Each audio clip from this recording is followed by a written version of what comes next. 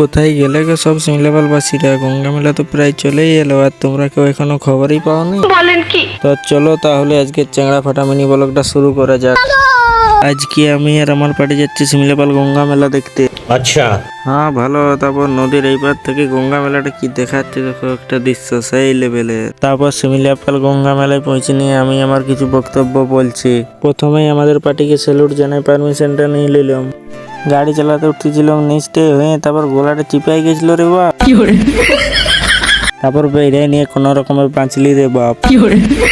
উঠে নিয়ে pick up ভ্যানটা চালাচ্ছিলাম, তখন এই বলছে আমি যাবো না, তুই নামিয়ে যায়। তারপর আর নামিয়ে গেল। আমি নিয়ে এবার মোটর সাইকেলটা চাপতেছিলাম, তখন এই বলছে আমার ট্রেন নেই, বলছে নামিয়ে যায়, এখন আমি কোথাও যাবো নাই। তারপর মোটর সাইকেলটা এলো, নামিয়ে গেলাম। তারপর অল্প করে একটু চারদিকটা ঘোরাঘুরি করে নিলাম। চড়কটা কিন্তু সেই লেভেলের দেখাচ্ছে। তারপর আমার বান্ধবী ললিতার সাথে দেখা হয়ে গেল, হালকা করে কথা বলে নিলাম। তারপর মোটু পাতলুদেরকে টাটা দিয়ে আমি আর আমার পার্টি দুজনের দুটো কেটিএম নিয়ে ঘরের দিকে রওনা হয়ে গেলাম।